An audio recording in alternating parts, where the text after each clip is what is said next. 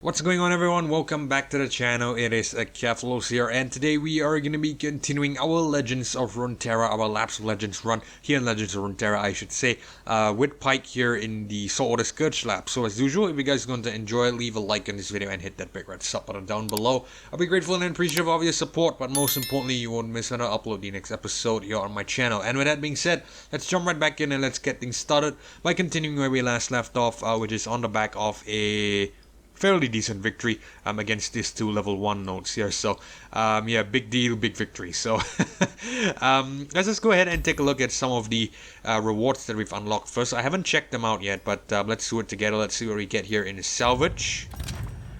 And we get Crackshot Corsair, Solari Sentinel, and Petty Officer. So we can make a couple of additions to the deck.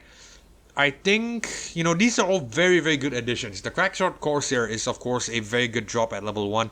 The Petty Officer provides a bit more cover at level at mana 3, I should say, not level mana at 3 mana. So very good cards. In fact, the Solari Sentinel is good because we did pick up a Senna. That's because that was the best out of the champions that were given to us. So we picked up the Senna there. But I think out of these three, what I'm going to go for is the most reliable one because, you know, we are going to have to play a 1-cost card. So I think we're going to go with the Crackshot Corsair. Okay, let's take a look at the other note, the Glittering Chest. I believe this is just gold. Yep, 60 gold. And we get to either take on the Shipwreck Hoarder or the Brash Gambler. So I think I'm going to start with the Shipwreck Hoarder because this gives us a glorious chest. This gives us a glowing chest. Both of which are good. But I think this one should be much easier. So when a player goes deep, create a treasure in their hand. Could be scary, but I think it's fine.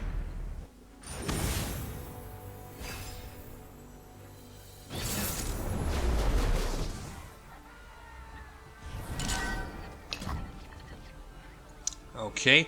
2 Corsairs, a Withering Mist, and a Senna. So I'm gonna mulligan the Withering Mist. Let's keep the Senna. We only need we can have 2 Corsairs. I think that would be great. Because we have 1 mana advantage over the AI. Get an Island Navigator out of that. Very good. Very nice. And we get back the Withering Mist. Very good as well. I'll shoot the wings off a bilge wasp. Corsair on and round. I think we can bring on another one this round. I'm gonna gamble. Brings on the Dread Dredgers. Ouch. I don't think I want to attack because it's going to kill off one of our Corsairs, but this could be a 3 damage turn guaranteed because, you know, one from the skill and another one from the skill and 1 damage as well. Do we sacrifice it though? Do we? I think it should be fine.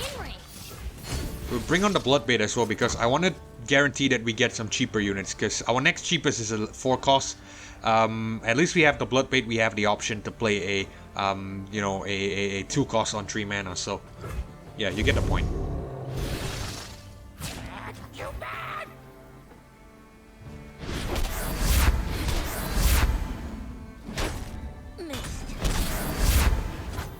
Nice. Oh, I forgot we have this power as well. Grant a top ally in your deck +1/+1, so that did us very nicely. So let's go ahead and play the Snapjaw Swarm. Get Lurk off too. Very good. Very good, very good. I forgot about that.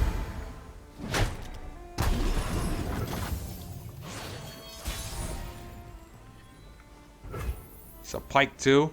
I'm gonna play the Island Navigator though. So we can get Scout. Danger paid. It's fine.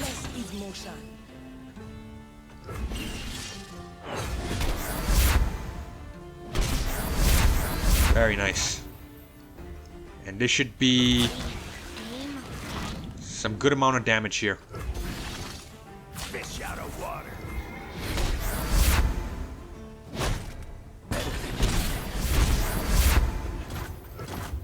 Let's see what we get. Let's see what's our top ally. If it is a top ally, it's not. It's fine. Coral Creatures on. I think I'm willing to play double up here, and we actually get the win, so we don't need to see what the, you know, what happens after that. So yeah, let's go ahead and do that. There we go. Nice. Very quick victory, very fast victory, very clean victory. it's a good victory. So let's go ahead and see what are our rewards. Speed through this screen if we can.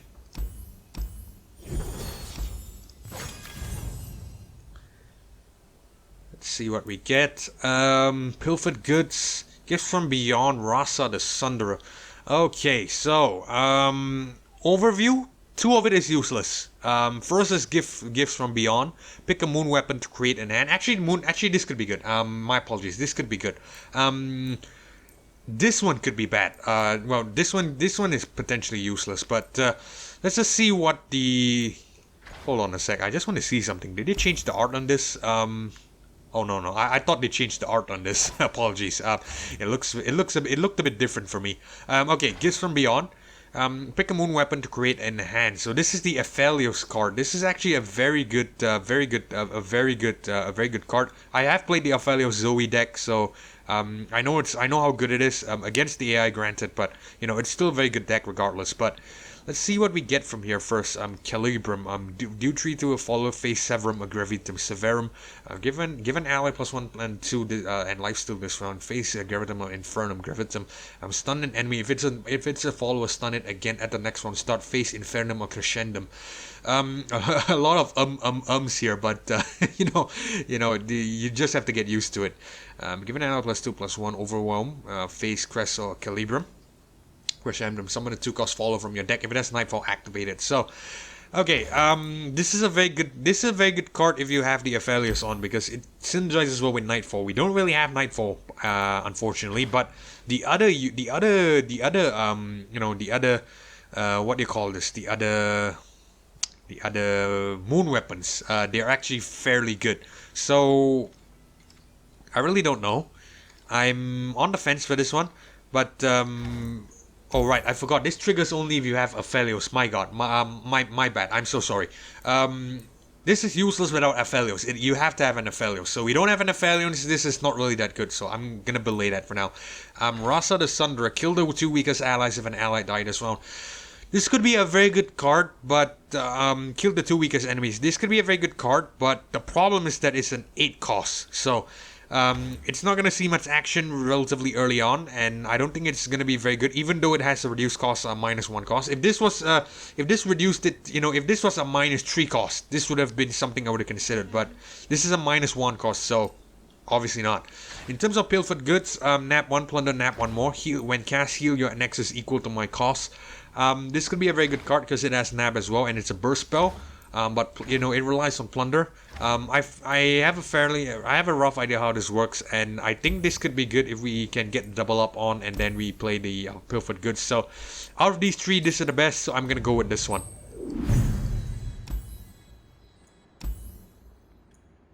Let's go ahead and take a look at this chest if we can. For some reason it's a bit laggy for me. There we go. Okay, so let's see what we grab here. Another reverse row. I think I want to try to bring that one on. Try to get a reverse row. Get the reverse row on the board. This could be a very good card. Countdown 2. Grant 1 cost allies. Grant 1 cost allies +2/+1 and fearsome. When I'm summon a random 1 cost power. So it's a very good combination of card and power. So something to consider. Bloodbait with the Elixir of Sorcery is bad. When cast me again onto the same target. You ideally don't need that many Bloodbaits, and you don't need that many Snapjaw Swarms. So, I'm not gonna go for that. But Pilfered Goods with the power here, with an additional power, it's blocking out. My camera's probably blocking it out. But just to let you guys know, Foresight Alteration, start of game, draw me if I'm not in your hand. So, a very good card. But I think the best one of this is the reverse row if we could get it to play, if we could get it on the board. So I'm gonna take another risk here. I'm gonna go ahead and take the reverse row. I think it should be the best one out of these 3 if we could get it on the board. So I'm gonna go for it. Okay, so we have our cards. Let's go ahead and deal with the Brash Gambler, and then what we're gonna do is we are gonna go ahead and unlock the second glowing chest. Let's hope that we get something good out of this one. Because, I think we should be having a fairly okay run. Things are looking up. I'm just worried that we run into the note that I am very fearful about. I'll talk about it if it pops up, but we'll see how it goes.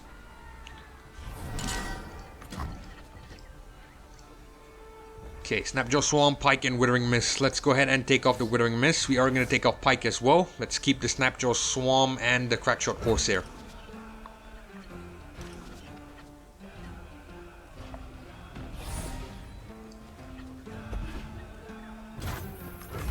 Corsair on.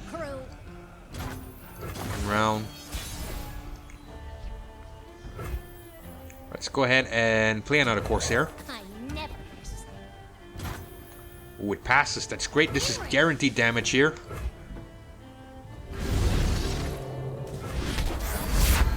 Nice. It's a lurk as well. I caught that. Let's see what card lurks for us. It's a Pyke as well. Very nice. Very, very nice. Let's give the...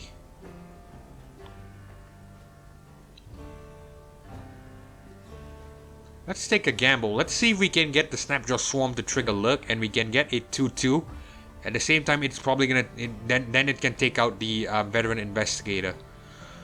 The safest option here is to play the Petty Officer, of course, but I want to see if we can gamble a bit here. Let's bring on the Snapjaw Swarm. Damn it, no Lurk. Christ. It's fine though. It should be alright. Naps us here. That's what I didn't want. Let's go ahead and block with the Corsair. At least block with one of it.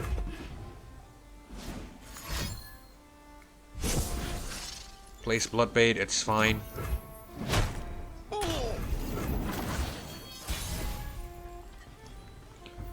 Okay, let's bring on the 6-8 Navigator. The ocean charts our course. A game. Go on then. Okay, this is guaranteed damage here. Something the matter.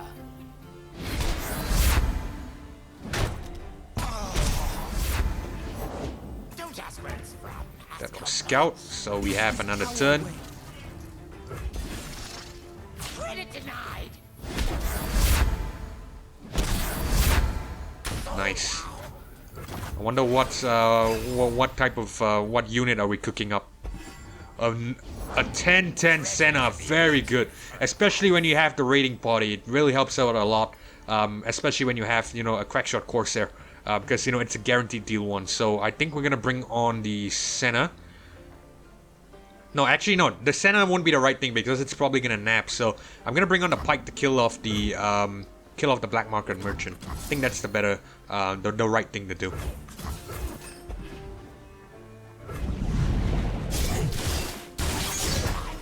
Tree Pyke.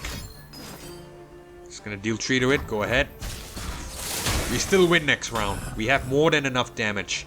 I'm just gonna bring on the Solari Sentinel just for sake. You know what? Yeah, let's just go ahead and do that. Just for the sake of it. I am here until I am no more. Very nice. Draw from the light. Bye-bye. Go ahead, go ahead. You just have to take 1 damage out of me, do you? Couldn't even give me, you know, couldn't even let me head into the next fight with 24 health. Fucking AI. Fucking AI. That's all I'm gonna say. Okay, so, victory here. Always good to see, always good to hear, always good to know. We are just gonna go ahead and quickly just speed through the rewards as usual. Let's hope that we get something good this time. Catalog of Regrets. Let's see. A Fiend's Unholy Grail. When I'm summoned or destroyed, grant your strongest ally +1/+1. The power is good, but I want to see what the card gives. This is a new card, I believe. Round start, create in hand a fleeting copy of a non-fleeting spell you cast last round. Okay.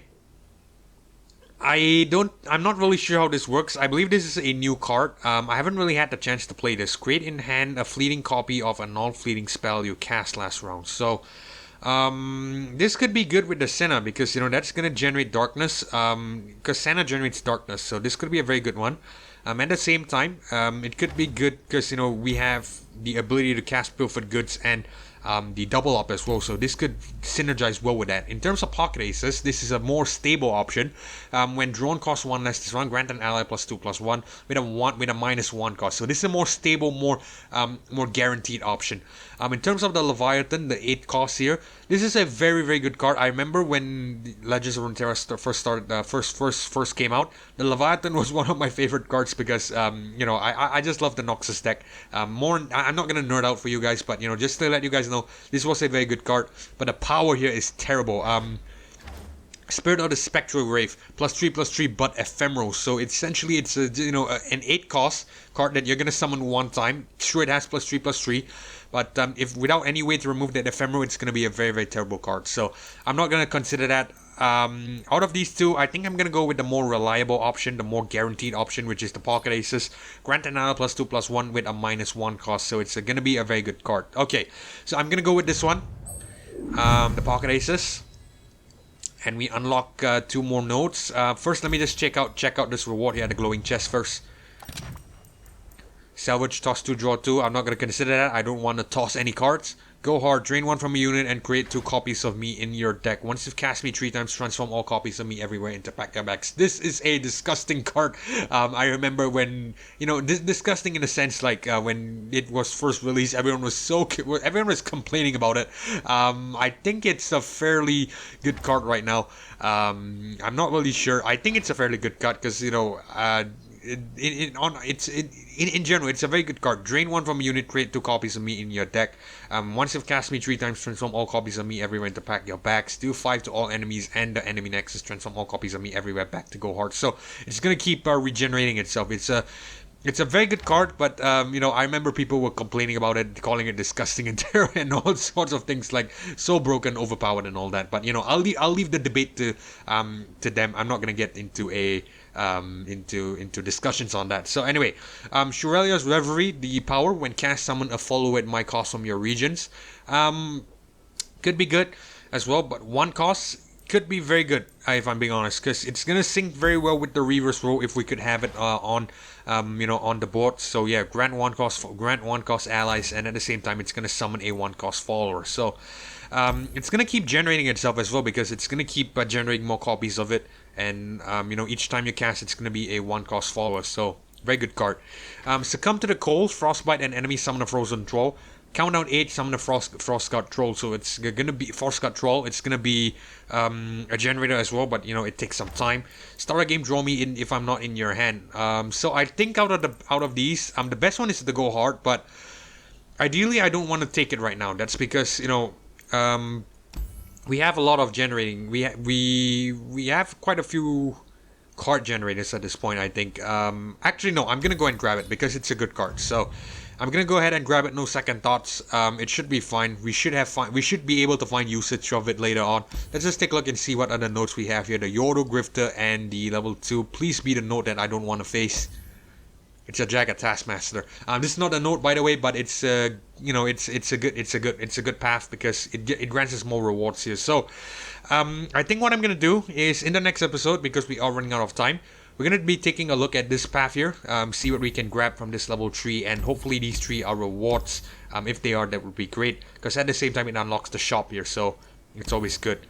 The Dread Dredges, unfortunately, it's not a shop, so it's not that good, but I still want to unlock these 3 here just to see what we get. The XP is always welcome as well to level up, so hopefully we get something good out of that, and then we'll probably take on the Yordo Grifter as well, and then we'll leave the rest for the episode after that. So as usual, if you guys enjoyed this episode of Legends of Runeterra, because we are running out of time, we're gonna have to end the video here. So if you guys enjoyed this episode, leave a like on it and hit that big red sub button down below. I'll be grateful and appreciate all of your support, but most importantly, you won't miss whenever I upload the next episode here on the channel. This is Cavalo signing off. I hope to catch you guys in the next one. Peace.